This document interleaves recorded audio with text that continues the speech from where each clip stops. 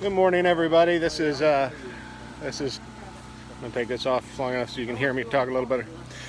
This is Todd and Amanda. We're down here in Sylacagua with the Huntsville Utilities crew that is sent down here to restore power, and we just want to show you what we're seeing down here. First, let me give you the latest numbers. Statewide, approximately, I'm rounding here because I don't have the data right in front of me, approximately 64,000, I believe, without power. That's statewide.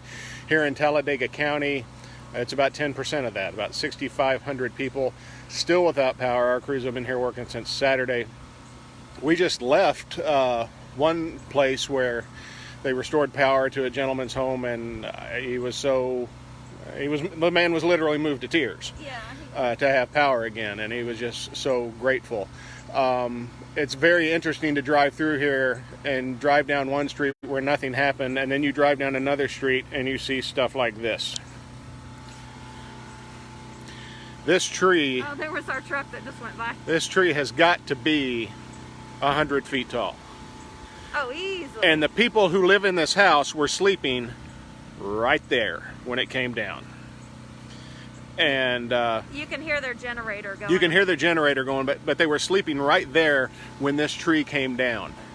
And if you take a close look at the tree, it looks like, now I'm not a scientist, I don't know if this, it almost looks like it was struck by lightning. The tree is split down the side here. You can see the full length of the tree here. It took out their shed, and it runs the rest of the way down through there. It's just really, and on this street, we're in a back part of this street, just down trees. Now a lot of them had already been chopped up, but it's just, down tree after down tree after down tree. And we've also seen some pictures, which we haven't posted yet, of some more devastation, which we'll get around to. So let's let me spin it back around here. This is Tony, who's in charge of our crew down here. So tell us about what you've been seeing. Just a lot of down trees, a couple of hundred down poles. Wow.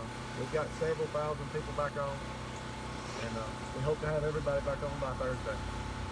We were talking earlier, and the thing that makes it kind of slow going is a lot of these places aren't accessible by the bucket truck. You actually got to put on the spikes and do the climbing. That's correct. Everything down here, about 80% of it is backyard access. Yeah. That makes it even more difficult. And speaking of broken poles, Yeah, I was going to say, you got to we've got one right here. We got this pole down here.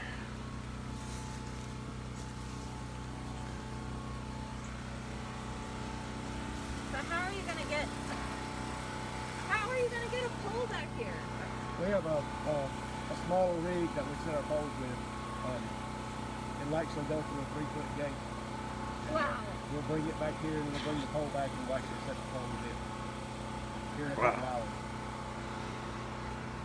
So this is probably going to be one of the main, small dead animal there we've been standing next to this whole time. This will probably be a big chunk of your day, is this job here. Yes, sir. We'll be here all day getting this power back on for this neighborhood. And you were saying earlier, you guys typically do 14-hour days, at least. 14 to 16 hours. Yeah. Pacing to be done by Thursday, we certainly hope. Looks like our crews are pulling up over on that end. This is similar to Huntsville, where we've got a lot of neighborhoods in Huntsville where the power goes actually behind all the houses. So all these poles aren't on the street, they're all running behind the houses. So that's going to be tricky. And we do want to give a shout out to how nice the people are down here. I mean, super nice people. They're very patient. They're having to deal with this. I mean, once we get the power back on, the people who live in this house have got a whole other mess of things to deal with. Well, and apparently then you were saying they really haven't had too many storms down here before. Like this is the big one. Yeah, they say this is the first big storm that they've ever had that they can remember in the city of Sylacagua. Wow. And they were completely out of power last Thursday. The whole town was blacked out. And we've passed crews from other utilities as Amanda and I were driving down here. We drove down here last night so we could get up bright and early, and not as bright and early as Tony and his guys are getting up. They're getting up at like 5 in the morning and getting at it.